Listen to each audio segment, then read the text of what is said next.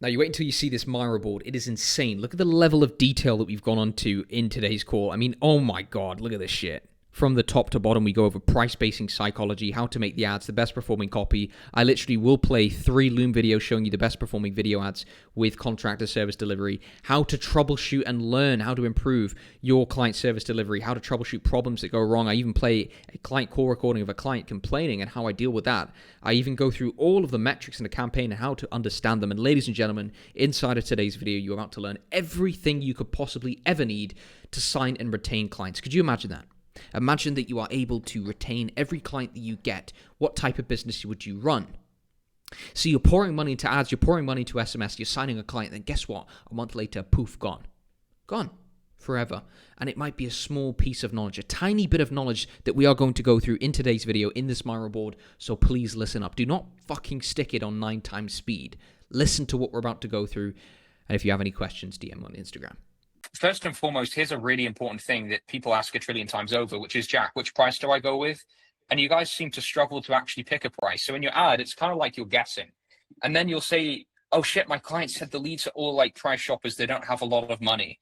And then we look at your ad and it'll be like a really shit number for the price of a patio or a driveway, or a really bad price for kitchens and bathrooms. So what I've done here is I've kind of prepared, how do you actually find a good price? It's really simple. You literally need to have a conversation with your client. Step 1, you have a conversation with your fucking client on onboarding and you say, all right, cool. So talk to me about the low and high end of your price spectrum. What would that look like? You get a good understanding on that. The second thing that I'm going to do is put in this prompt into ChatGPT and say, my client is doing service of bathrooms in New Jersey. Let's go with that. I want you to search live market data and give me the average low and high price for this service in this area. That's super crucial. Give me 2 numbers only, low and high. This is the exact prompt that I've used a million times to actually get a good price.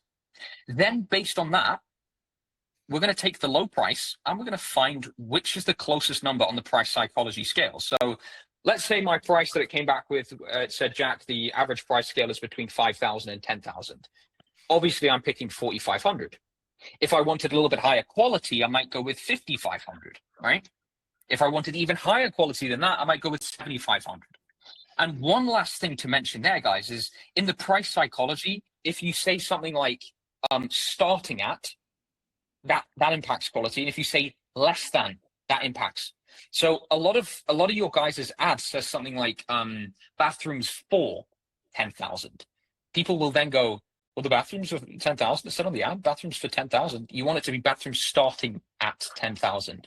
Or if you want lower quality, higher volume, bathrooms for less than, right? That's the technique you use. They're the words that you use. A really important thing to note, you can see the difference here, right? I've made it very, very fucking clear. We do not want to be using a round integer number like that. That makes people go think, fuck, that's a big number. You always want to use is this. Here's the second reason. It looks researched. It actually looks fucking professional. So there's more trust, more clicks, and guess what? More fucking leads and appointments. Jack, so that's number 1. Can I ask yeah, jump in, bro. The price psychology scale. Let's say I know you go 5,500 to 7,500. Where does 6,000? Yeah. Is it the same for 6,500? Or was that 6,000 is not on there? Nope, we don't do that. That number is not included in the scale. Every single number that you see here, these are the ones that you can use in the ad. If you use any others, it most likely will not perform as good. Seriously? Yes. Right. This is backed by data. All of this has been tracked. All of these numbers produce good results. So if you want to screenshot that, I'll go ahead and put it in the group right now. Screenshot it for everyone, just so that you all have it. Put it in the group chat. Okay, cool. And then the next thing, a lot of people don't also know how to do this, which is, I imagine the majority of you do not do this. You probably do not do any market research on Ad Library every single time you launch a client. You don't, do you? You definitely do not. You just copy what's in the school and say, oh, Jack said this. I'll just do it because Jack said so. The problem with that is this. Yes, I said so because that's based on my perception. That's based on what I've seen and what I've experienced. But looking at what live in real time is actually in the fucking Ad Library is what's going to allow you to produce better results. So obviously you need to select all ads and make sure that it's active ads. You motherfuckers probably do this all the time. You just do all ads and that's it. No. You need to make sure you specify active ads, not inactive as well. Otherwise, you're looking at ads that probably aren't performing. So there you go, status active ads. Then let's scroll down a little bit more. The search terms. I actually know for a fact, because of the DMs, and Claude said this to me, 90% of you do not know what search terms to search in the fucking app library. It's easy. Guess what copy you guys are using? I know. So what do we search? We search up I know. And you'll be able to find everyone's current ads. You can literally see in the market what are the top performers. You don't want to search lean mean machine. You want to search like starting at, locally owned, something like that that actually allows you to get traction. The things you want to fucking look for. Yeah, jump in. Are this document, is it open to everyone to like have a look at? This is not open. No, this is a Miro board, so it's not open. Ah, right. Okay. Yeah. Let's take a picture of that just because I want to do some more market research. I can also send, I'll put the call recordings all in school as well after. I'll put it in the group chat so you can also screenshot. Right. I'll leave it on for a second as well. The key things that you actually look for in an ad, because 90% of you don't really know what to look for. Like you can look at an ad and go, okay, now what? It's really simple. What does that hook like? Like what is in the hook? Is it a marble bathroom? Is it a old traditional style bathroom? Or if it's cupboards, like what do they look like? What's the top performer? Because that actually genuinely makes a difference. A lot of people here do not have an attention to detail and are going through their day-to-day inaccurately. You need precision in business. Everything you do is precise. Every word you use is precise. The way you say it is precise. The same with the fucking ad. How you do one thing is how you do everything in life. So take precision through your entire day-to-day. And guess what? Your ads will be precise too. So anyway, I've got some kind of niche examples just to go over this for like search terms. Let's say we're trying to find bathrooms, bathroom ads. What do you guys use in the headline all the time? Bathroom starting at, or a new bathroom for. So use those. Literally anything that you're currently using for the ad, it probably is already in the ad library, and you can look and see if it's performing before you run it. And that means you don't need to iterate things. So that is the first little section there. New bathroom starting at 7,500 in city. There you go. You've obviously got the lean mean machine copy. A lot of people, I say a lot of people, a few people in here don't know what I'm talking about there. It might be new. You might not have heard it before. The lean mean machine script in school has 3 different scripts. I think it's 4. You always start with the first one, which says mixed volume, mixed quality. Never the high quality, low volume, right? There's multiple script selections you can use. Someone today asked me, so Jack, what do I change in the ad script? Which one do I do now? I did, they're all in the fucking score. You just test one. You just need to test one. So we start with that one because that's the best performer. All right. Any questions so far that are related on topic before we move forward? No? Could you go back one slide? Yeah. Because I did have a question, but Yeah, go ahead. If you scroll down a little bit. Yeah, if you go down here, it goes down here. So I know it says city call out. I've not been doing a city call out. I've always just been doing like the state. Is it important that we have the city in there as well? That's a very important question, actually. So let's say it's a small city that you're advertising to, and you're doing a large radius that might expand outside of the city. Do not use the city name.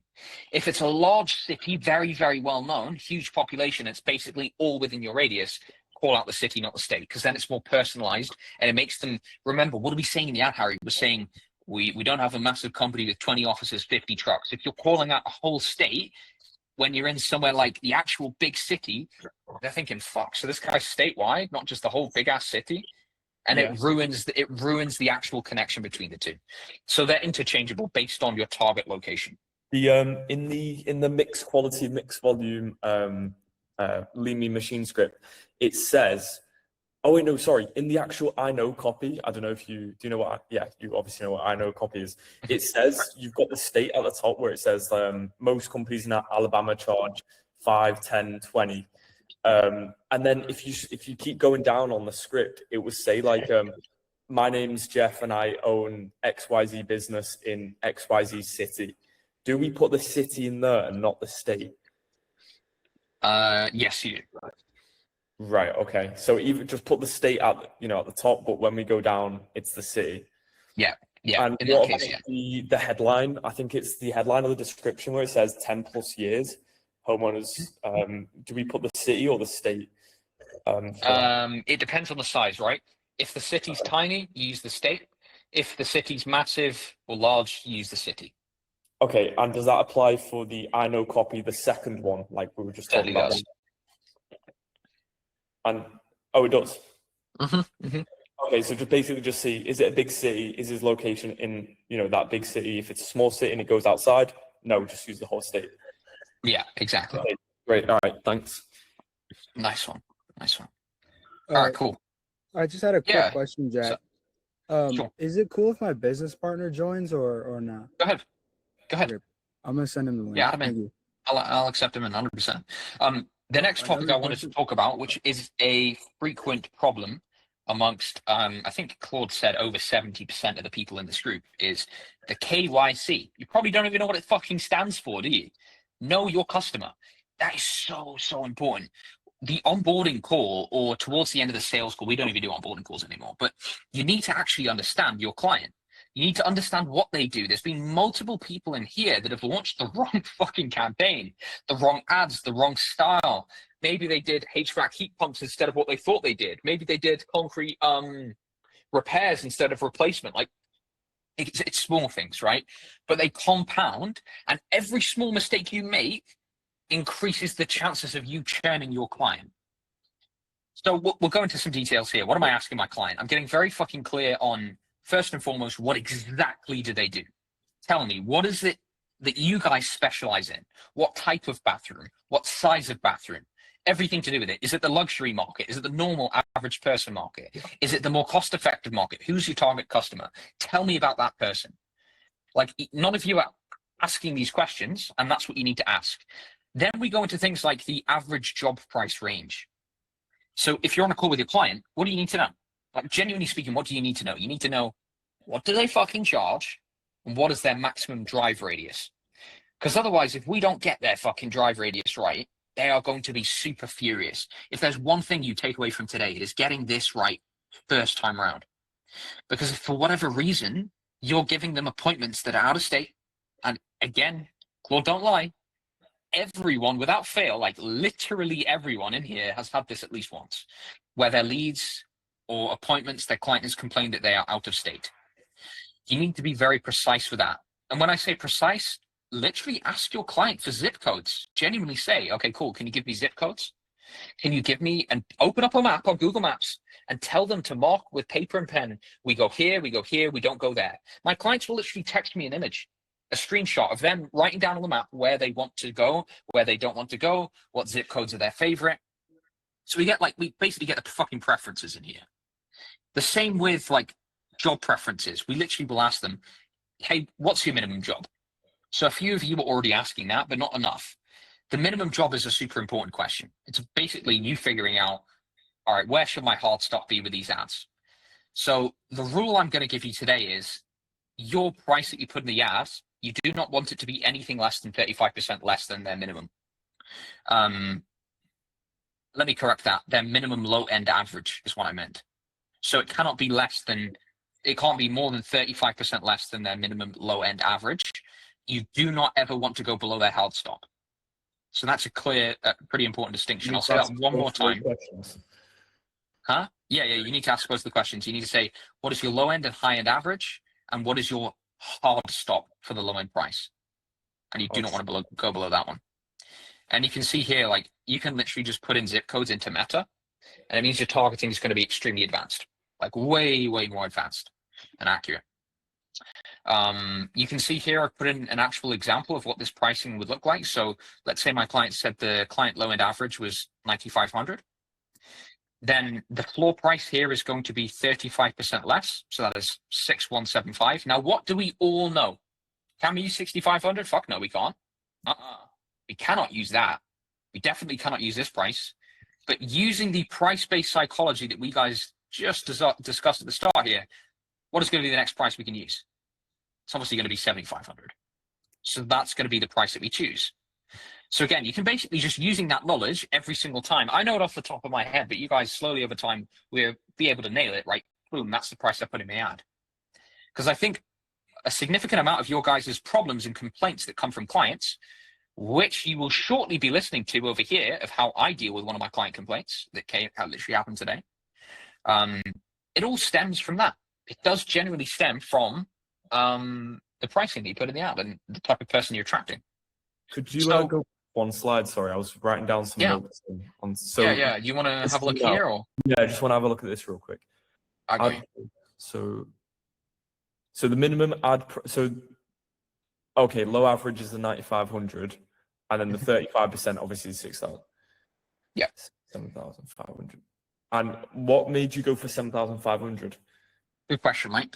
So here's our 35% reduction from their low average. So that's what we call our floor price.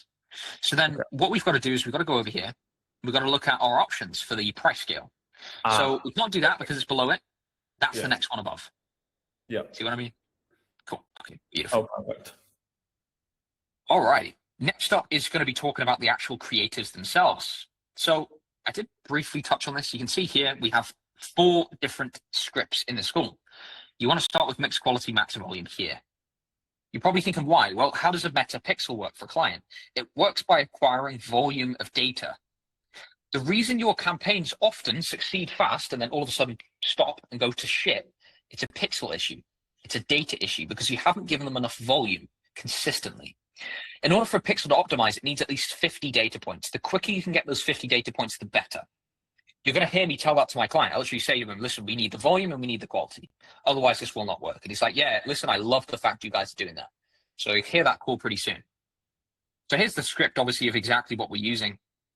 I've obviously got some example ads that we can look at here, and I've already prepared them. We'll just go through a few of them step by step, because I know we're always looking for some examples here. Most bathroom companies charge more because they have massive overhead. We don't. No. Shit, that's fast. I don't know if you guys can hear. By the way, can you hear this or no? Yeah.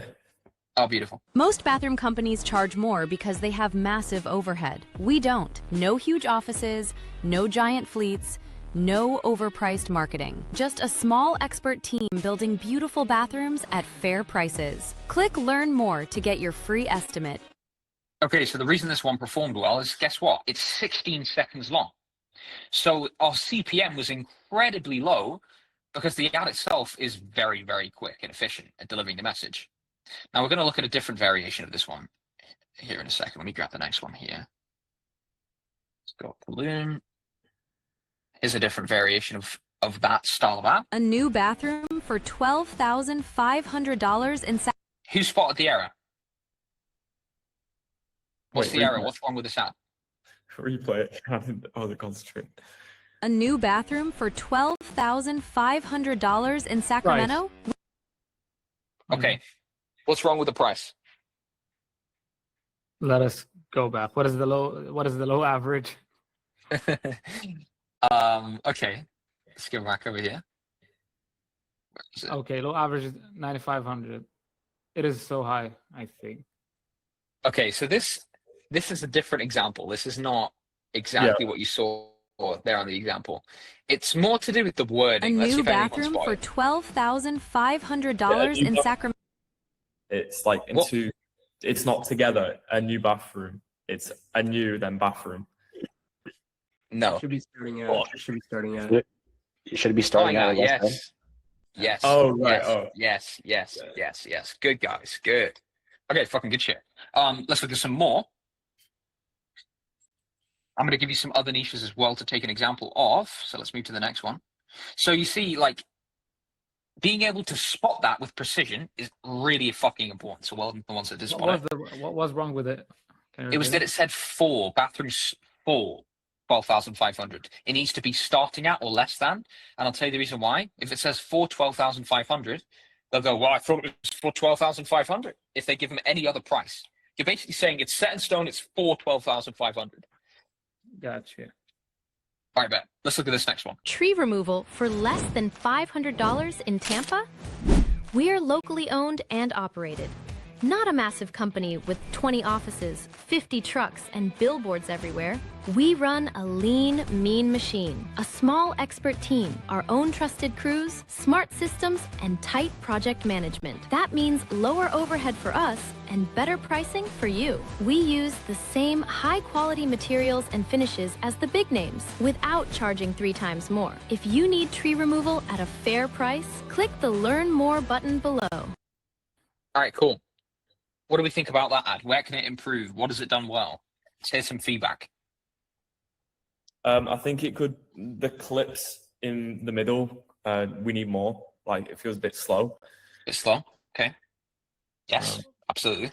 There was a bit time with the captions where there was a lot of words on the screen. Yeah, exactly. What else? What do you think was good about this ad? The Music hook. was good. Music, hook. Okay, what do we think about the hook? What exactly about the hook? Let's go back. Like, because it is saying less than $500, I think. Like, it worked for me. Yeah. Okay, cool. So, anyone else? Anyone else? What we think about the hook?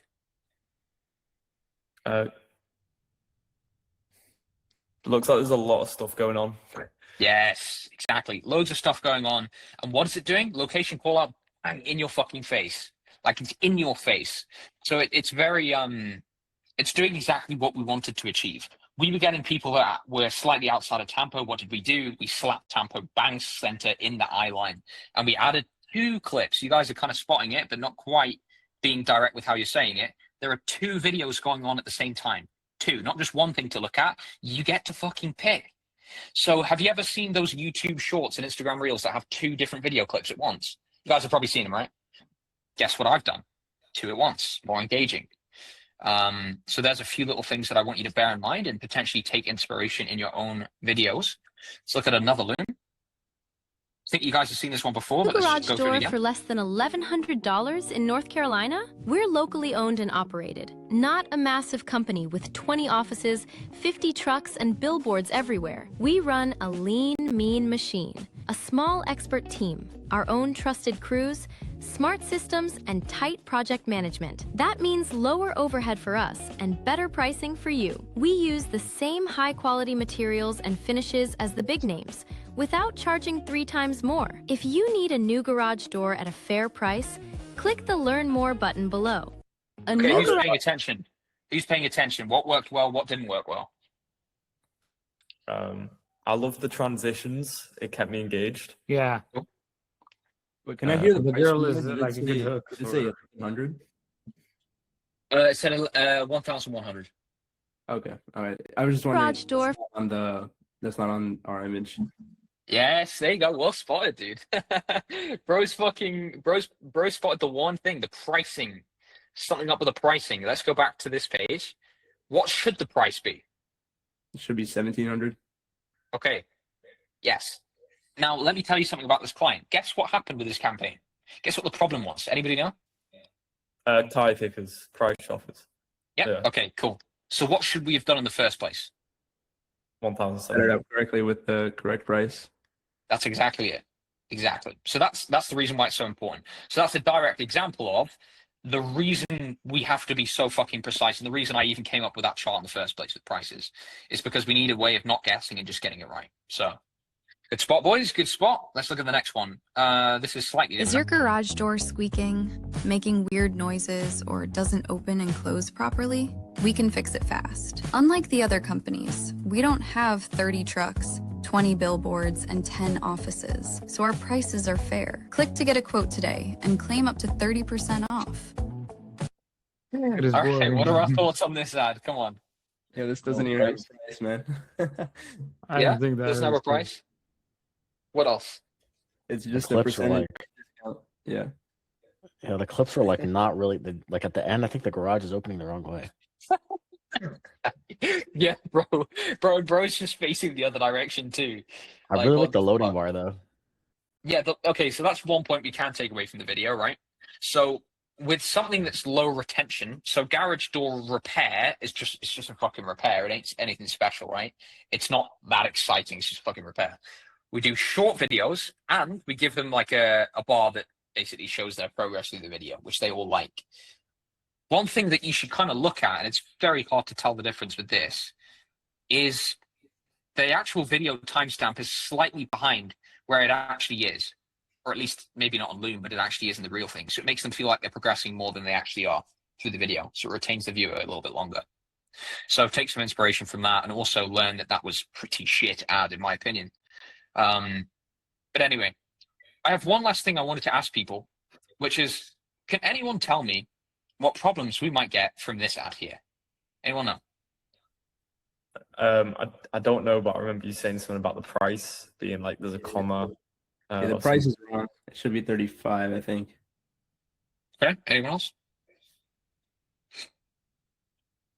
No? All right, cool.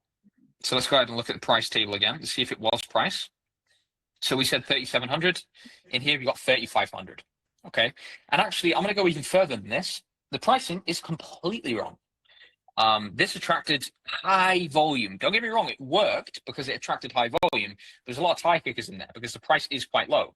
So what we realistically should have done if we actually followed the method over here of the, I think the percentages, I don't know where we went over, yeah, down here, 35% of the floor.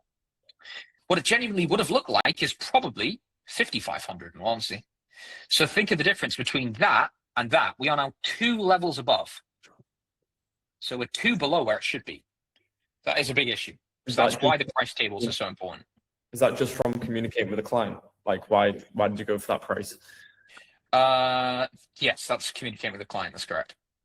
Okay. Yeah. Okay, cool. Now, we're going to go over some common mistakes that you guys have made, and Claude summarized it for me completely. So I just want everyone to always be aware of common hiccups, mistakes that they are personally making themselves.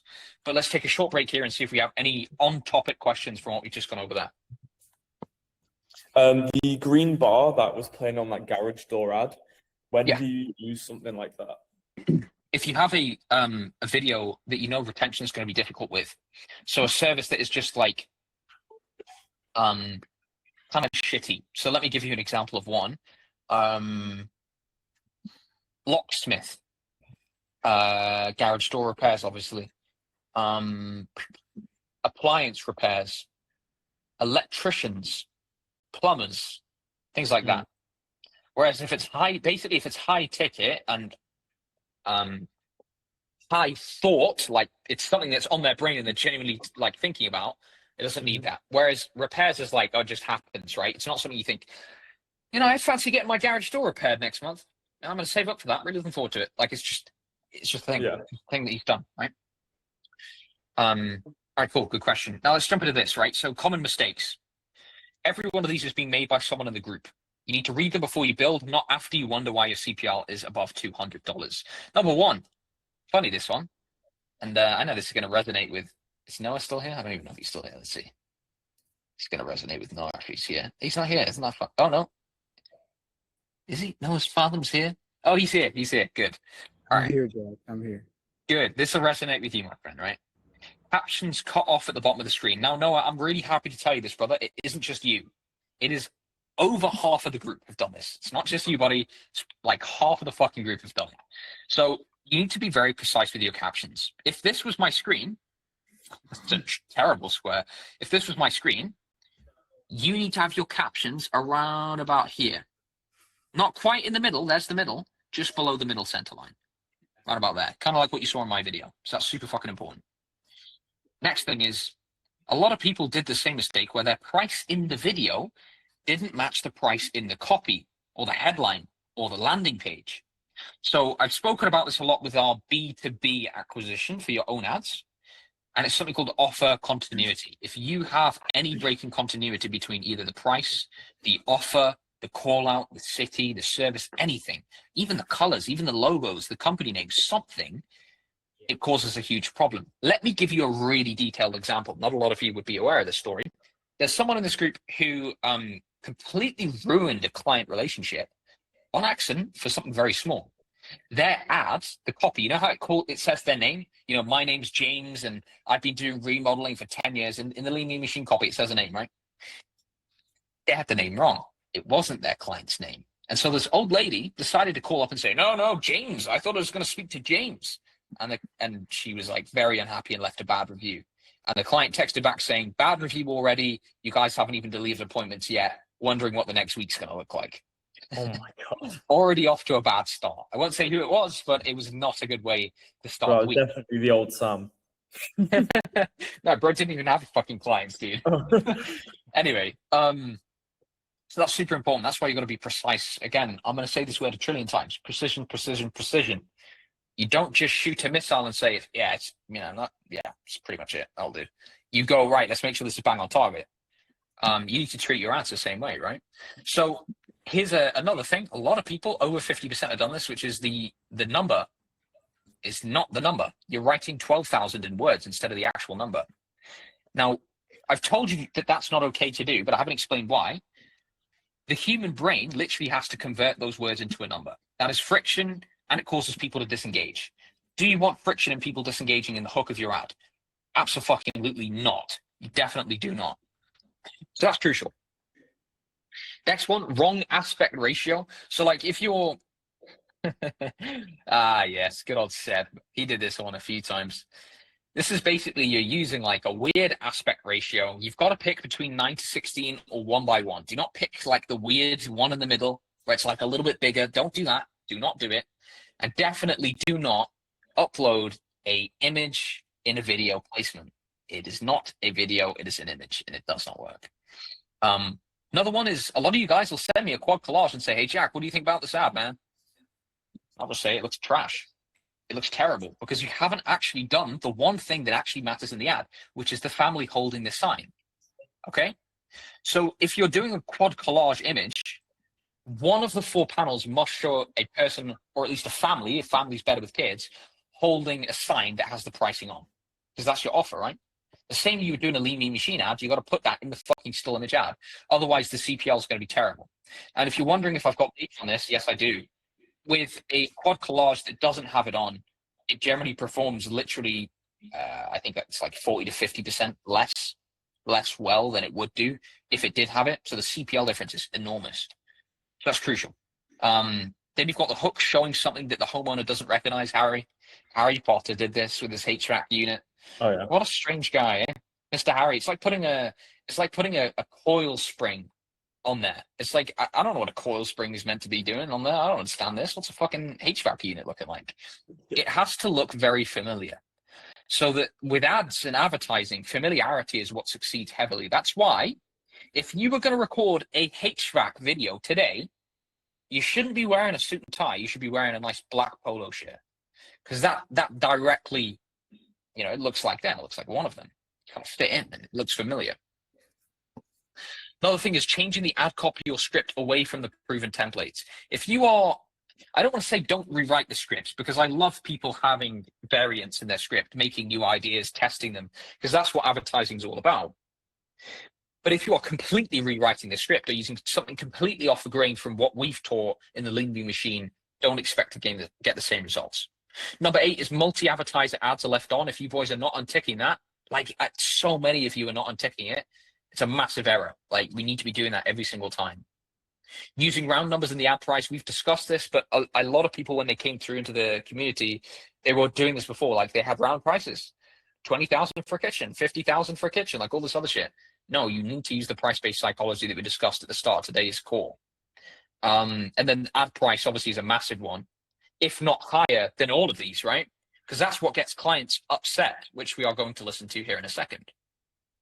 If your price in the ad is completely wrong and they fucking start at $5,000 and it says this, or they start at 10 grand and it says this, you are setting yourself up for a nasty, nasty situation with clients.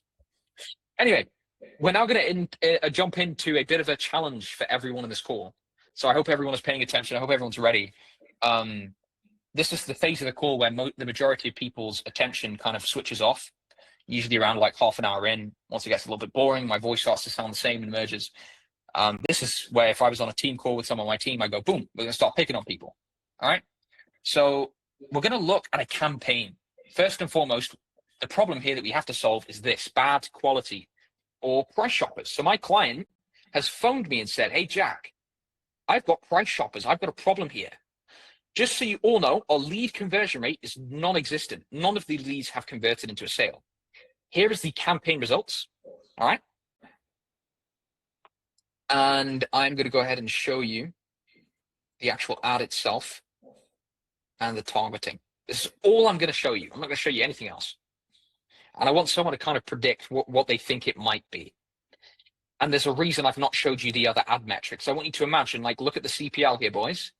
Pretty fucking good CPL. It's unlikely to be something to do with that. It's definitely to do with the ad, definitely to do with the targeting. It's got to be something, right?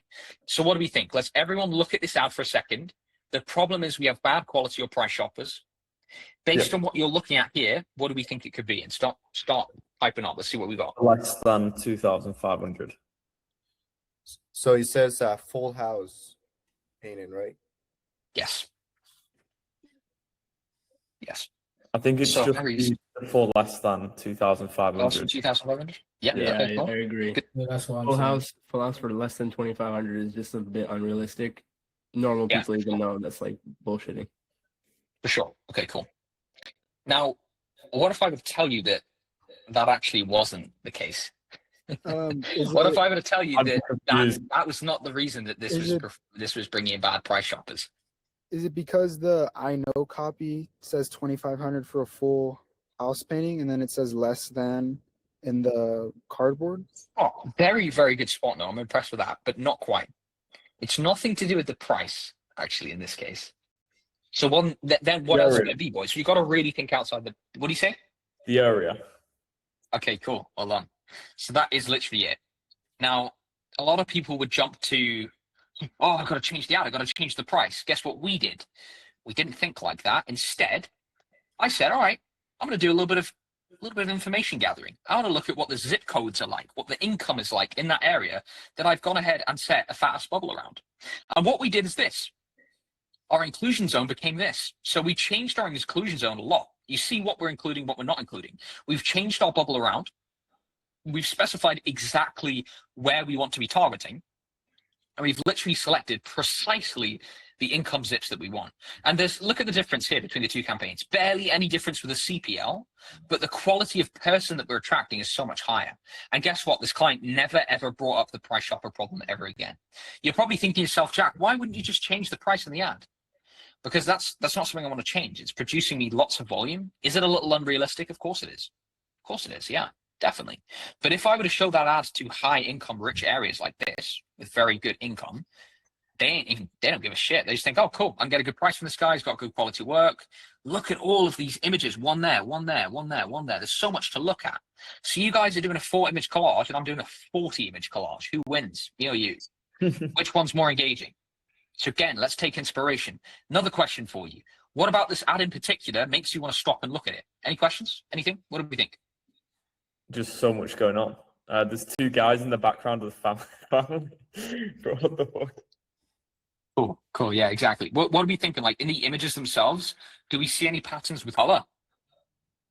I guess there's like a little pop of green on the side and, catches the eye a bit.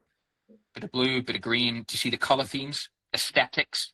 It kind of matches. Then we got white. Then we got white over here. Then we got a family. Right. So it's just small things that make the ad win. But yeah, so there was one example. I have another one, and this is where it gets interesting. I'm going to ask you a question, which is basically, what should we do? I'm going to put you in a scenario, which is basically I'm throwing you into the ad account, and I'm going to ask the floor, what are we going to do? Right. So let's look at our metrics. Here's our campaign metrics. All right. So we're sitting with 2 ad sets here. 2 ad sets, guys. With one with 28 leads, one with nothing. So this is overall what happened. This ad set spent $62. This one's $600. This one with the $62 never spent anything. Never got any leads.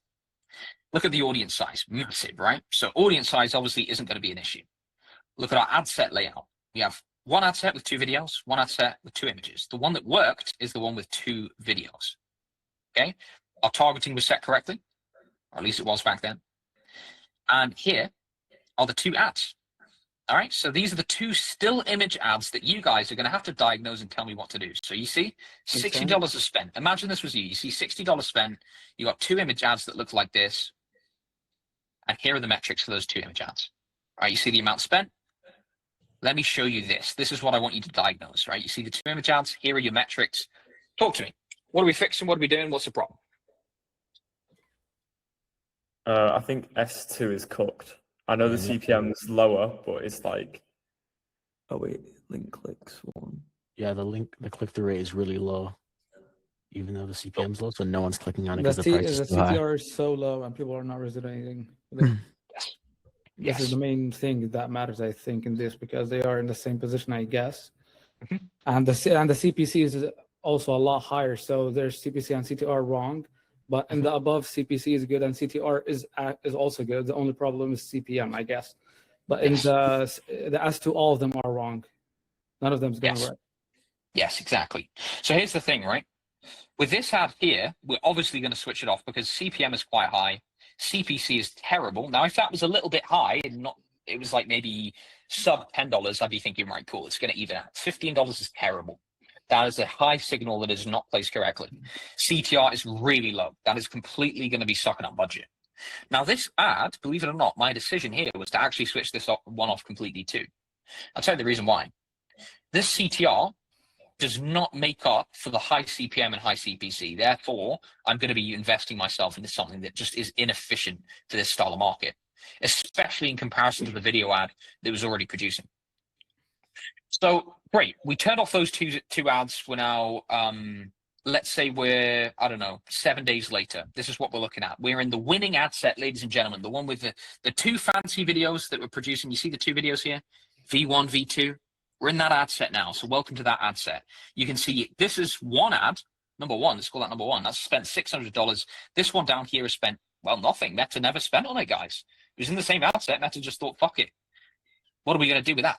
So tell me, what now? What now, guys? We found one winning ad, but what's the plan next? We create the ad set and then put the new video in that new ad set. Yeah, because we don't know if it's even doing something because there's no spend at all. We want to put it in another ad set and test it and see. Interesting. Good question. That's a good suggestion, even. Okay, cool. So you're suggesting we basically put this ad that didn't spend into a new ad set and see what it would produce. That's what Sam's saying, right? Yeah. Okay. What about you, Harry? I was doing the same thing. Like, give it some option to actually spend by putting it into a new ad set, but. That's what I think. All right. Anyone else got alternative viewpoints? Yeah, since the top one's already winning as a $22 cost per lead, I say duplicate that, put that in a new ad set and iterate on it to find a new winning ad. Yeah, I agree. Okay, cool. So with the law of meta ads, if we have found something that's winning, we iterate upon the thing that is winning. This one here has not proven me any data. There's a reason Meta has not spent on it. The metrics were not good enough for it to think, yes, let's spend. So let me tell you what not to do. We found our winner. This is what we do not do. Number one, we do not 2x the budget on the winning ad set and relaunch. Jumping from 25 a day to 50 a day overnight triggers a full learning phase reset, and Meta treats it as a brand new campaign.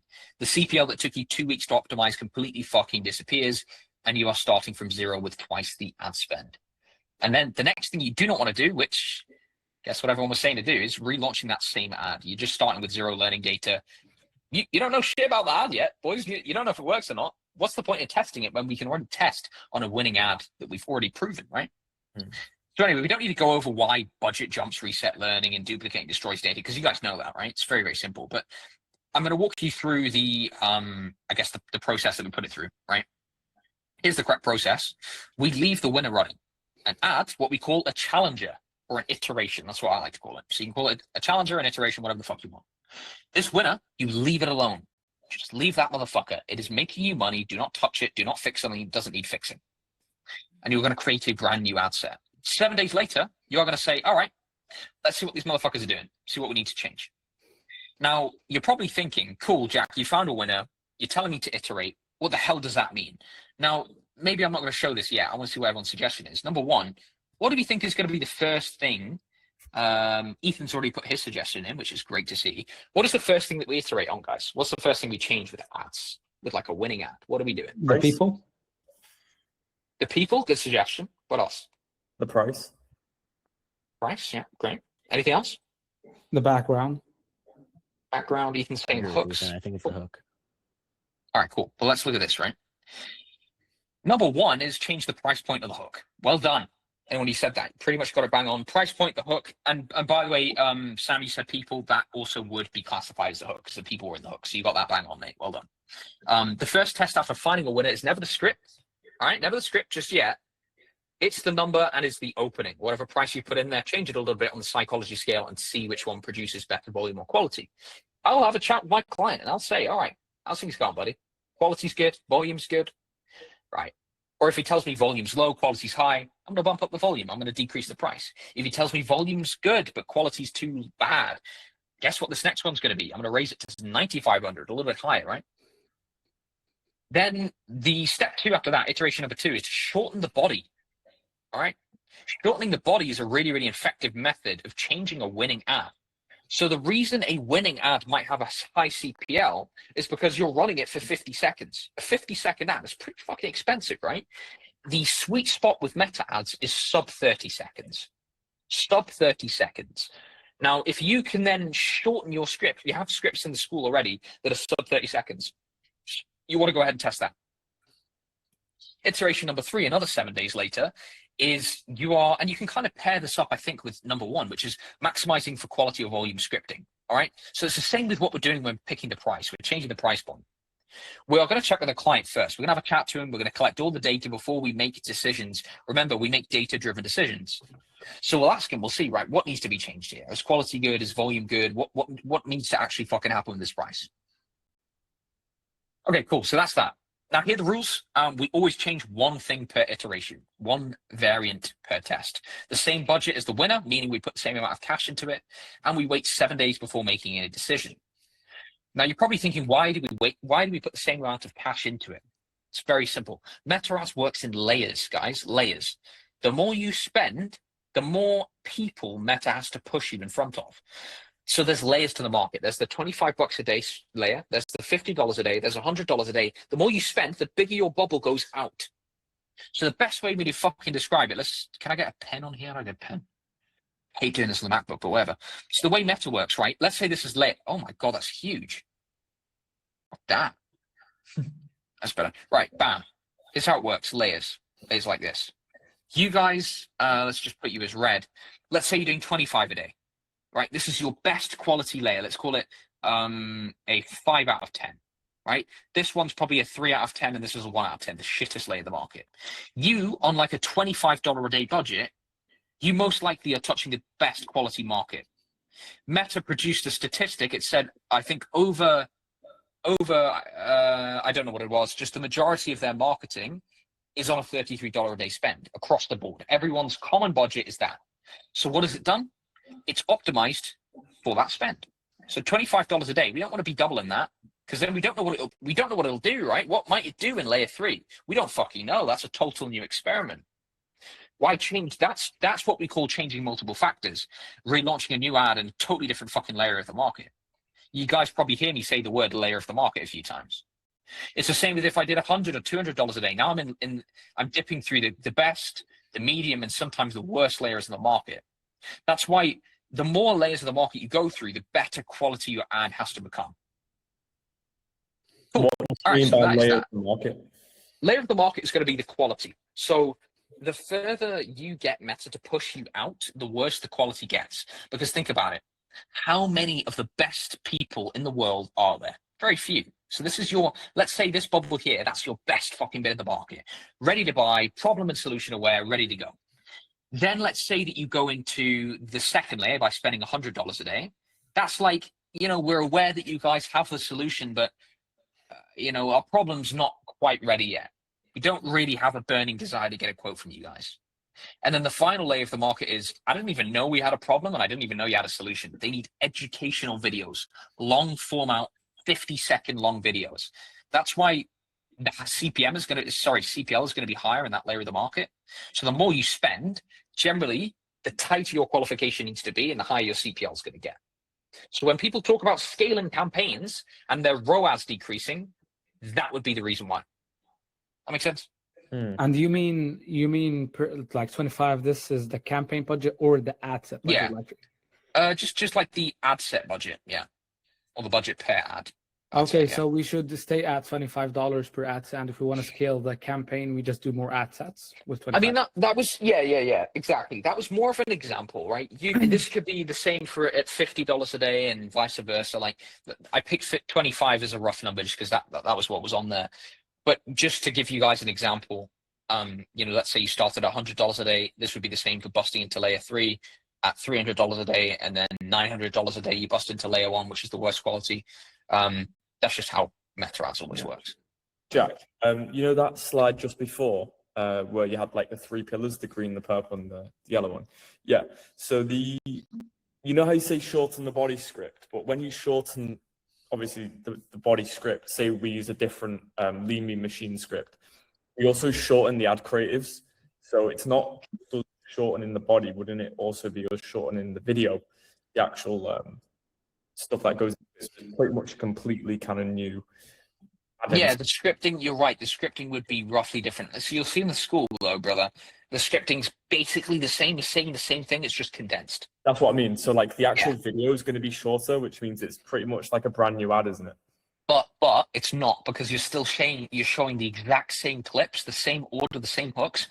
You just half them, chop them up, make them shorter, make it more engaging. Yeah. Fuck yeah, that makes sense. Okay. Yeah, brilliant, brother. Now, boys, we have so much fucking more to go through as well. Lots of examples, lots of fucking lessons. But talk to me. What sort of fucking questions do we have so far? Next section is going to be going over how to understand what CPM is, what CTR is, frequency, like understanding what these fucking metrics even mean and making decisions based on that. So, where are we at with so far?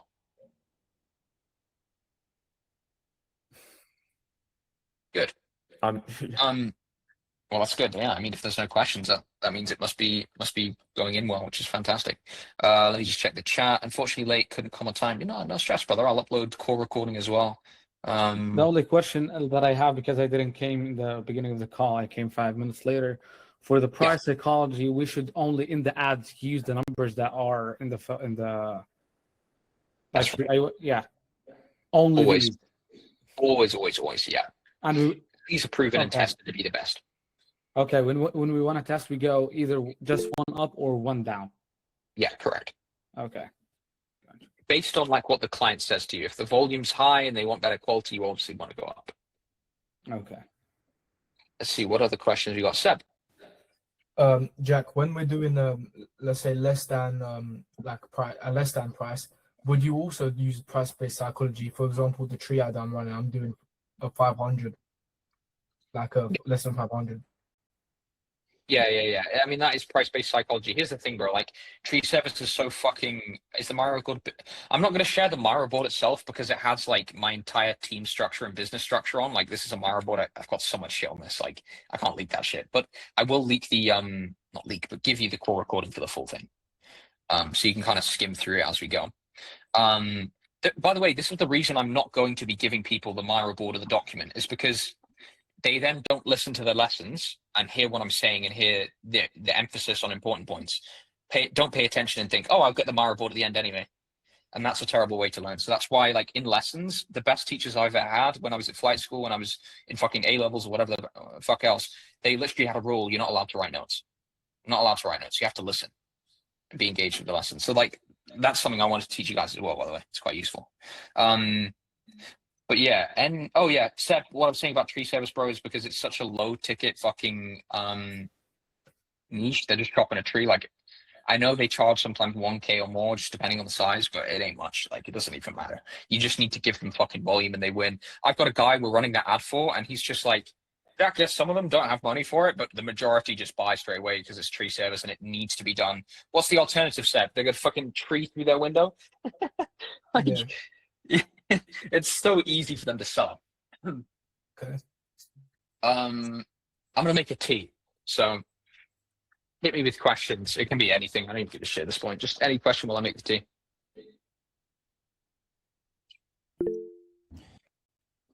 Whoever's raising their hand, let's hear it. Jack. Yo. Yeah. My what's it called? My pixel doesn't change, so I duplicated an ad campaign, and then I tried changing the pixel, and the pixel doesn't change.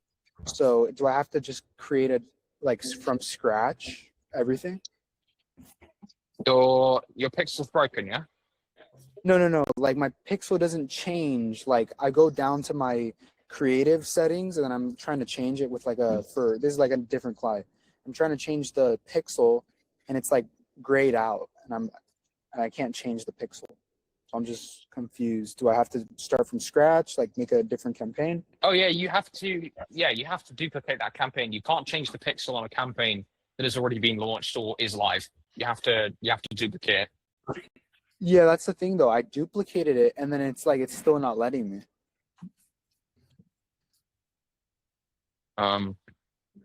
You duplicated it and it's not letting you. Just to clarify, it's not letting you in the Meta Ads Manager select a pixel. Yeah, it's not letting me select a different. Put it in your EOD. That doesn't make any logical sense. So I have no idea what to suggest. I mean, look, do you want to see my screen? Sure. Like it's just because I just need to make this campaign for a client, but I'm just confused on like why I can't change like the so like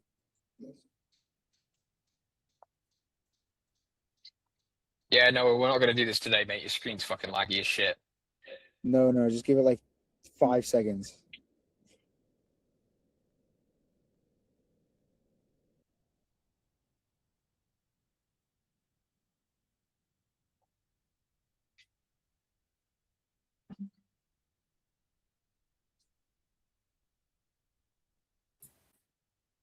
Convention. Okay, 5 seconds. Okay, so the tracking, the pixel here doesn't change at all. Like I can't click it, I can't change it. Yeah, of course you can't. That's not where you change the pixel. You change it in the ad set level. Okay, that's literally all I need. Thank you. Cool, bro. All right, boys, we're gonna jump back on with everything. Let's see. Oh, we do have some questions. If your question is on topic to what we're discussing today, let's hear it. Otherwise, put it in your EOD. Just whoever's next on mute, and then let's hear it.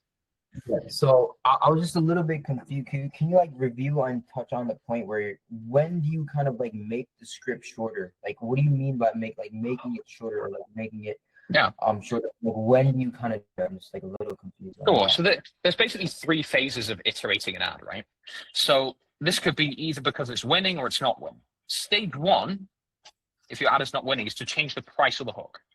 Stage 2, if that still doesn't work, we're going to shorten the body script.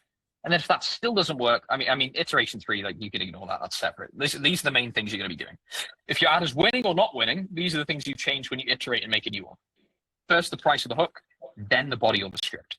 If this didn't work, you move to step 2, which is this. Okay. All right. I see. And then you're only like removing like just like the 20 offices. Okay, I see. All right. Yeah. You got it. All right, who's next? Hey, I was gonna ask, what are your thoughts on like using a price anchoring to where it's like $500 off or like $1,000 off, something like that? What you mean? Did you say like $500 off, like an incentive, like a price-based incentive? Yeah. Yeah.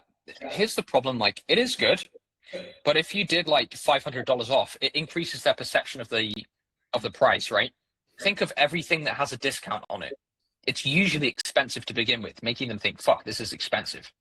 And it causes it just causes some friction in their thought pattern. They're like, well, why is it discounted? That's a bit weird. The first question they ask is, why is it discounted? Was the price high before? Is it a marketing tactic? It looks a bit sleazy, whereas if you just say for less than, it just looks like a normal fucking price. So it has more psychological advantage. Okay, cool. Good question, though, bro. Seb, what's your question? Cool. So I had 2 questions. So let's say for certain ads, like let's say the collage ad, the 4 with the family. Like, why do these ads work? Like, what about them is good? Of course, brother. Very, very good question. We can go through that right now. So, number 1, let's see if anyone else in the group can answer this question. So Seb's question here is, why does this style of ad work? Like, what's the psychology behind it? Anybody know? Anybody got suggestions? Maybe gives them a variety to look at and gives them a set price that it's starting at, so they're unsure about nothing. Both true. Really good. Anyone else? And just feel free to unmute and say. Yeah, so also has kind of proof because it has a family that's kind of happy, and that it triggers not safety but trust, right? So Yes. Certainty, I think, is the word. Like, absolutely, you're right. They know what they're going to get when they click on this ad. And what do people do when they have certainty? Take certain actions like booking appointments. Ethan, bang on as well, buddy. Well done. Anyone else? Anything else we want to think of? Someone said social proof. That's fucking brilliant. Also, familiarity. A lot of you probably don't know this because I haven't even spoken about it. The images in this ad, when I originally made it, we always put it has to be a North Carolina style home, right? North Carolina style home. Because if you guys walk down your neighborhood right now, can you recognize the types of houses? They're all the same, right? They all look roughly the same. You recognize your neighborhood from a mile off. If you woke up in the middle of a fucking street and you went, oh shit, I know where I am. That's how your human brain works. It's how animals work even. So familiarity, if you have a house that looks almost identical, the type of brick, the type of layout to the one that's your neighbors and the people around you, you think, yeah, that sounds for me. So that's another psychological trigger of why it works. Cardboard as well, it looks real, so it looks like social proof. And it's kind of a pattern interrupt. People are used to seeing text actually written on the screen instead of being held up on an image. Also, one thing to mention is it shows the four different parts of I'm trying to join there. It shows four different parts of a person's house, right? The pool area or some sort of patio or the walkway, the driveway, the front of the house. Like it shows all angles there. Ethan asked, do you make new ads for every single client? The answer to that is no. We do sometimes iterate them depending on the client, but for the most part, we do use like pretty templated ads, to be fair. Like there's some change in them, but they're pretty templated. All right, cool. So Jack, when you say templated, for instance, that patio one that you just shown us there, how you said you'd say, for a North Carolina house or whatever it is. What about, you get a client in Georgia? Are you like creating new ad creatives, or are you just like using those same ones? We have a template in CapCut or in whatever editing you guys use. Like we use CapCut because it's just fucking easy as shit. We have a template in there. We just literally change the word and the script from AI and Artlist. We have the templates ready in Artlist, and we just like iterate them. Boom, done. Yeah, but don't you have to like generate the AI images? So yeah, but it's just done in seconds though. It's not like we're making a brand new ad. It's just there. Right. We don't even reprompt it. We just change the state. Yeah, in Artlist, you click the recreate button, it just makes it. Oh right, okay. No, I mean like the actual image ads, like because on the board it says just new patios and driveways starting at X, so the state isn't even mentioned in like that ad. For instance. Yeah, we don't put it on the actual ad, no. Oh right, okay. But the actual ad itself, the image ad, do you always create new ads depending on? Not always. Videos, yes, but with images, no. We just often reuse them. Ah right, okay. Got you. Yeah. All right, cool. For video ads, I guess you need to regenerate the audio. Yes, you do, but it takes seconds. Like it's so fucking easy. We only need to regenerate the word for the state name, like because we segment it and chop it up in the templates. We just like fucking boom. We need to regenerate the word Georgia with the same lady's voice. Boom, done. So it doesn't even cost credits really. All right. Let's make some more progress through this board, and then we'll come to questions shortly. Next thing I wanted to discuss here is about reading your numbers. There are a lot of people within the group that I guess make assumptions about their campaign or don't know how to analyze their campaign by themselves, which then heavily relies on them showing me their campaign results all the time, 24/7. Boom, Jack here, Jack here, Jack here. The problem with that is ads is a very dynamic scenario. It can change fast. If you are unable to spot your campaign needs changing and you need to rely on me all the time, guess what? You're going to burn a lot of money. So learning this skill is important because I'm quick and I'm good, but you guys will be quicker because you're staring at your screen 24/7. You know your business better than I do, right? So let's start with this. CPM, what the fuck is that, right? It's basically how Meta charges you to place in front of the audience. If your CPM is low, it means that either the competition is low or your placement is very, very strong, meaning Meta is finding it easy to make this ad resonate with the target audience you're trying to get in front of. The way you can bring down a CPM is basically through the call out, the hooks, and basically making it like your audience go, yeah, it's for me, it's mine, that's me, and they're talking about me. A healthy CPM is anywhere from 20 to 45. Watch, you want to keep an eye on anywhere from 45 to 60. A difficult market, as our good friend Ramiz has also seen, is basically Miami would be like 100 plus. Like, you can be a fucking pain in the ass. Other guys have seen it as well, like New Jersey. Oh, it's fucking high. Like, it means you just need to work hard. Anything above 100, you probably want to restart your ad a little bit because the placement's shit. Or you want to have a banging ad, an incredible offer.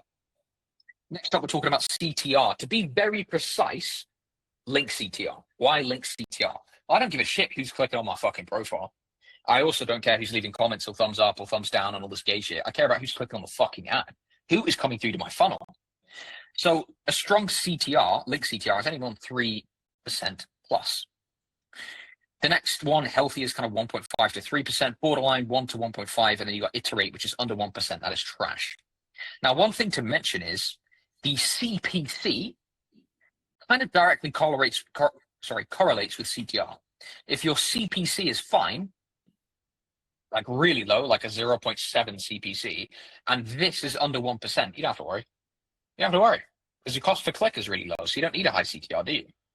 But if your cost per click is $5, pretty high, you need a strong link click. So they're inversely proportional. If the CTR is high, you don't need you basically don't need a fucking really high CPC. No, hang on. Inversely proportional, if the CTR underperforms and the CPC performs, it's fine. If the CPC doesn't perform and the CTR does perform, it's fine. As long as one of those metrics is fine, yeah, I gotta worry. Next one is obviously CPL. I mean, we don't even really need to discuss that on this section. We'll discuss it down here to give you an idea across the board. Frequency is important, right? Frequency will increase the longer you run a campaign. It's normal anywhere from 1 to 2.5x. If you're getting from 2.5x to 4x, you need to watch it. It's probably fatiguing. Solid signs of fatigue are 4x, and also, and this is key, 4x frequency plus the CPL is increasing steadily, not just the frequency being high. Everyone, like, I think it's because it's a buzzword and that's the only thing they actually understand about meta ads is say, oh, but what about ad fatigue? Like, brother, you just learned that word online. You don't really know what it means. Ad fatigue just basically means meta is struggling to find more pockets of audiences. The way you can fix that is either by making a new creative to force meta to push it to other audiences, or you just restart the creative and let it relearn a different audience pocket. Two ways you fix it. It's really easy. You ever heard the phrase turn it off and on? With meta ads, that actually fucking works. You can genuinely turn a meta ad campaign on and off, and it will fucking work again. So anyway, CPL benchmarks, just wanted to give a rough idea of that. We're not really going to sit here for ages. I'm going to screenshot this, bang it in the group chat so that everyone can take this, kind of absorb it, and understand it. These are roughly where we want CPL to be. You can see a lot of it's higher than you guys would even expect. A lot higher than you guys would even expect, because with these, they're high ticket, and as long as the quality is good, it basically, it's okay to have a higher CPL. Quality is really what we care about. We don't need to go over show rate because you guys already have systems in place to deal with that. Yeah, I mean, retention is very fucking important. You guys do generally struggle with retention, and it comes down to conversations like this. So we're just going to listen to this conversation. Hey, Brian. Hey, Jack. Hey, I Yo. had just got off the phone with somebody, and they said something about the $3,500 again. Okay, is that just one person? How many people? It was just, I think it was 2 this morning that said something about it. And what do you mean when they say something about it? Do they literally just ask, can you do it for 3,500? What do they say? They say that they seen the ad for $3,500 for a deck. Cool. There is an ad that says starting at 3,500. It doesn't say it's for 3,500, so maybe they're just a bit. I mean, it's pretty clear in the ad, but maybe I can update it. There's only one of them that says that out of 3. Yeah, it shouldn't be too much of an issue. Just because, I mean, you can just tell them, like, listen, yeah, we can do a deck for 3,500. It won't be fantastic. It'll be tiny. The prices do generally start at 3,500. That would be quite a small deck. average. We even say this on the landing page. Average prices between around about 5K to I think we say 5 to 8K or something like that, dependent on size. So we do make it clear to them. But obviously with customers, I mean, we have such a high volume coming in. You'll get some that'll be obviously not high financial quality, and then some that are. Just because we have such a high volume, I'd rather give you the volume so that you can just manually filter out the bad ones, and you get all the good ones as well, because it's more cost effective, and then we can get you more appointments as well. Right. Yeah, I just thought I'd say something, which is kind of funny about the whole thing is, so there's one guy that was very, very adamant about the $3,500. And I actually went out and looked at his deck, and it was a pretty big deck, and I said, well, listen, $3,500. Yeah, I could change the floor maybe for that, but I can't do the whole thing. And he said, well, what is it going to cost to do the whole thing? And I told him, oh, it'll probably cost $8,000 to do it. And he looked at me and he said, well, that is quite a bit more than what I wanted to spend. That being said, my wife, if my wife trusts somebody or tells me to call somebody, I know she did her research about that company, and he trusts me. And he said, let's just do that. Let's just do the $8,000. Yeah. See, that's what I mean. Like that's the type of opportunity that you'd miss out on if we didn't have that style of ad running.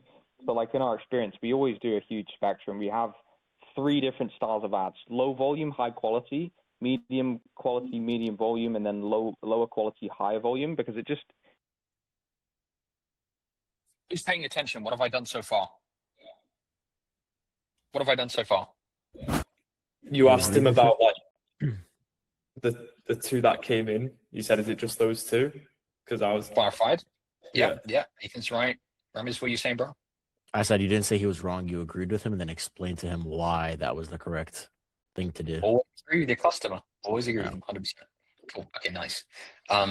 Also, what you're seeing me do at this stage of the call is I'm educating my client rather than telling him, no. I'm teaching him. I'm saying, like, listen, this is what we do and this is why we do it. It generally covers all bases. So you get people like him, you get the top tier guys, the lower tier guys, and it just generally works out over time. That's awesome that you guys do it that way. I just didn't know if for some reason the old $3,500 ad got put back in or something like that. So I just wanted to make sure. No, of course. Yeah, and if they ever like are what do you call it? Like very price sensitive, feel free to just straight up like not go to the appointment or cancel it, because it would have been what we would have done by filtering them out through questions anyway. But you can just speak to them on the phone, and to be honest, you can tell the quality of a person through the phone call more. Again, teaching my client what he should be doing. None of you guys tell your client, dude, speak to them on the phone, and then straight up, if you don't want to go to the appointment, hang up on them. I'm teaching him the value of not filtering all the leads out and instead giving him the choice of all the appointments. He has to pick where he goes, making him feel in a position of abundance and power. So we've turned something that concerns him into a position of, oh, great, I'm abundant now. I have all these leads and options. So that's where you can, because we're sending so many, feel free to be pretty picky on the ones you want to head out to. And then you're in a way better position, right? Because you just get to choose who you go and give quotes to. Right. Okay. Yeah. Which I'll probably do that to a couple. Which not any of the ones I scheduled, but like I've had people do where I'm like, well, I wish I wouldn't have to go to this one or whatever. Yeah, sure. Or like I just felt like it's a whole waste of time to even go out. Sam, you've got an urgent question. Let's hear it, brother. Okay, well, actually, I'm talking to the client that I closed. His thing for the appointments and the contract, the agreement. If his call center called the leads, I called the leads and the people that booked an appointment, not the leads, and they didn't answer. For example, he don't pay, and if they don't show up, he don't pay, and if they cancel, he don't pay, and like these things are like hard to track the show up rate. Are you doing pay per lead or pay per appointment? Pay per appointment, and I'm paying the ad spend. Like if he's paying the ad spend, I can give him the ability to okay, like this didn't show up, okay, no worries. But like I'm paying that. Is the client on the line? No, he's not. We're talking cool. about that. Okay, no problem. So his exact demands are if the appointment doesn't show and it cancels or doesn't answer, it doesn't count. Yeah. What are you charging per appointment? $175 per appointment. Oh, yeah, it changes it. Like you'll be fine. Yeah. In that case, if you Okay. want to agree to that, you can agree to it because at that level of appointment volume, it's great. Just tell them this, and we won't like refund just at the end of the month. We'll keep track. He has to fill in our automations and service delivery. Every time an appointment's done, he has to tell us whether it no-showed, whether it cancelled. He has to tap the button on the email. If he doesn't, he gets charged for it. So that's the rule. He has to do that. Okay. I'd like my Because then we question is, how do you track this? Because he can lie. Okay. No, he can't, because we tell him if you do lie for whatever reason, I trust you, but I also don't know you. If you do lie, which people have tried to in the past and it's not gone well for them, that's what I say to him, like a soft threat, if you get what I mean. I'll say to him, I will be calling and spamming these guys with no-show emails and text messages, and trust me, that will not make your follow-up easy, and you'll just burn the job anyway. So you better just tell me. Like that's it. Just like think of that logically, mate. If he did an appointment with someone and then the next day they were getting no-show emails and texts from that company and calls from the team, that's gonna fuck up his pitch, isn't it? Yeah. And also, like, he's telling me like he wants every person that books an appointment. He doesn't count it as, even if they book right away from the calendar, he doesn't pay for that. He wants the call center to call and confirm that they will have 60 minutes for them to, like, on site, on home. That is when he pay. Right. Is that a problem? And like he's big, okay? His ego is fucking to the sky. Like he's giving this vibes, or if like it's not gonna go good. This is what I'm having. This vibe, you know? Yeah, just tell him like we charge per booked appointment. Per booked appointment. Not per, oh, my team called the lead. Per booked appointment. That's it. If they book on the calendar, you get charged for it. Like if you want to overcomplicate and it's season it up, you can find another company. We don't do that. It's per booked appointment. Gotcha. I do it on a voice call with them if you can. Okay. And then reassure him, obviously. Because that's all it is. It's just scared you're gonna fuck him over. I'm gonna call him because And he told me. if he is still worried, offer him to pay the ad spend, and you just charge like 70 per appointment, and then you can say yes to all of his terms. Cool. That is right. If he doesn't back down, the only exception is if he pays the ad spend, no problem. No fucking problem. We'll abide by all those terms. Don't you worry. Gotcha. Right? Okay. Good man. You guys. Okay. All right, boys. We've got some interactive stuff to go through here, which is basically looking at a few broken campaign scenarios. What do we do here? Do we look at this one? Spend, CPM, CTR. It's my first time seeing this, by the way. This one in particular, I ain't got a fucking clue what this is. Oh, cool. No, this is more educational than interactive. Okay, so basically what we're looking at here, which is a common mistake, this is, again, adapted to the group. You're seeing a image here that has a reasonable spend, like the video. The CPM is very high CPM, and very low CTR. I imagine one or two people probably weren't paying attention. So I'm going to ask someone there, why do we think that is the case? Right? Why is the image CPM so much higher than the video? Do we have any suggestions based on what we're seeing on the screen here? Placements. There he is, the man himself. Yes, Seb. that is one option. Bang on, mate. Fucking bang on. Anyone else? And Seb, actually, I think this is more for you, dude. I'm gonna be honest. What else could it be, Seb? Okay, let me think. Is it maybe like the size of the image? Yeah, that's it. That's it. Well done, mate. So the reason you can tell is because these are the two roughly the same pictures. The CTR is destroyed and the CPM is destroyed. It's basically saying what happened is a one-to-one square image was uploaded and placed into Reels or Stories video slot. Meta stretched it to fill the 9. Sorry, I gotta kill this mosquito. I'm gonna just do it with my knuckle. I got it. Nice.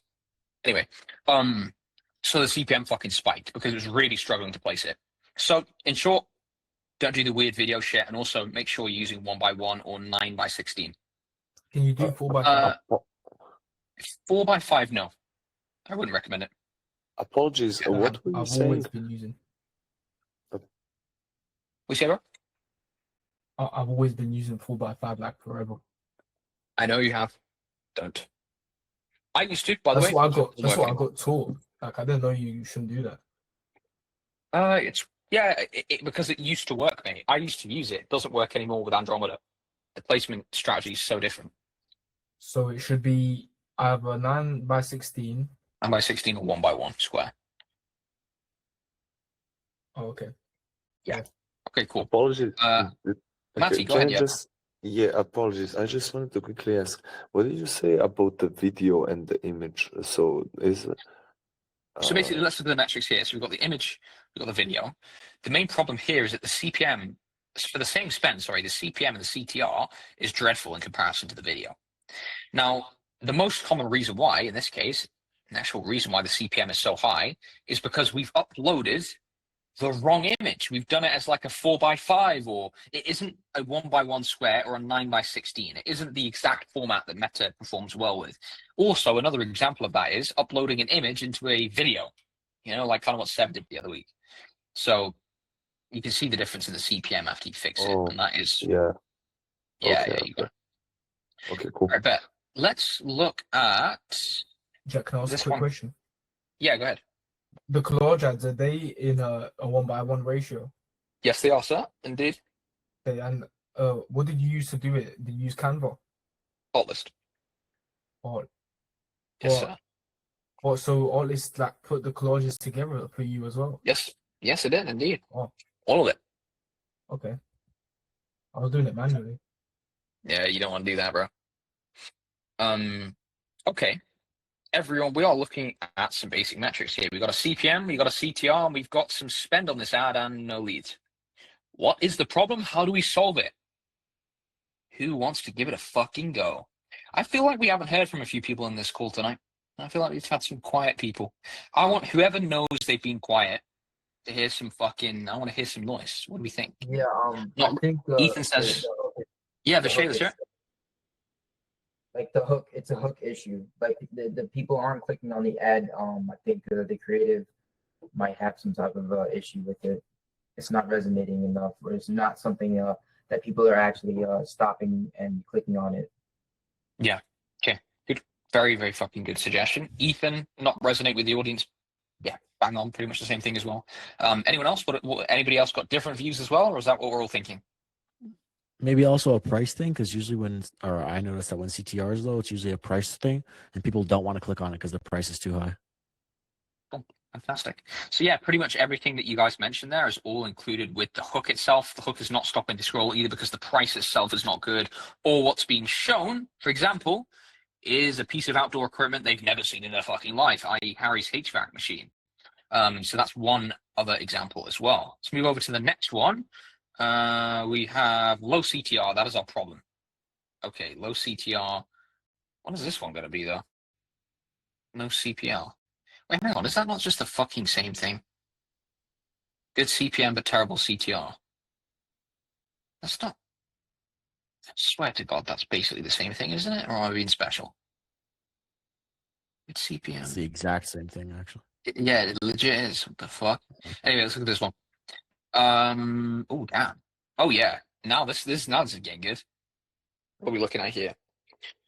We've got one video ad set that's got, what is this? $8 a day. Let's just imagine each on $8 a day, 100 spent, 100 spent, 100 spent, pretty much across the board, equal spend. We've got some pretty much all with the same CPM. Pretty much all with the same CPM and a pretty damn high CPL. Oh, yeah. My bad. What do we think it is? What is causing this problem? Even I had to fucking take a peek. I was trying to remember where this one's going. What are we thinking, boys? This is also a common mistake. Well, isn't the spend, I think. Isn't also roofing the CPL like pretty high? Like it's in that range. Also, it's in Atlanta, so it's kind of a congested area. So CPM is kind of high. I'm at the budget. It's a fucking good spot. And Seb, that was a brilliant spot. You're both bang on. Like you both, that's exactly it. So the problem is each ad set spending only $8 per ad set. You need a minimum of, I think it's $22, $22 across each ad set. Otherwise you are ruining the campaign's performance. All right. Look at this one, eh? Video ad set has found a winner, 14 days running, $32 CPL, consistent lead flow. This is the moment most mentees make the expensive mistake of doubling the budget or duplicating the ad set. Question to the floor. Let's test everyone. See if they were paying attention 20, 30 minutes ago on what we should be doing. All right. Who wants to fucking offer themselves? Let's see who we got up next. I don't know who we haven't spoken to.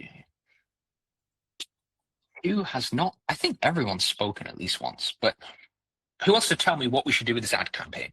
What should we do? A little bit of a tough one, but what do we think?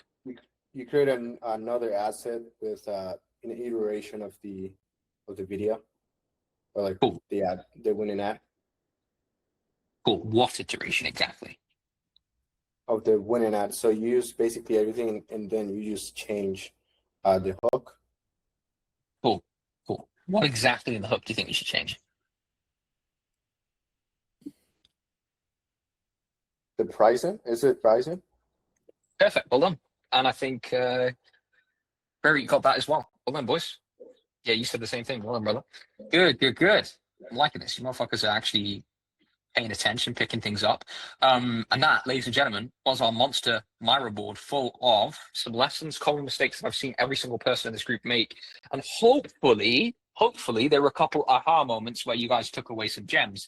And now is the bit where you can ask your questions.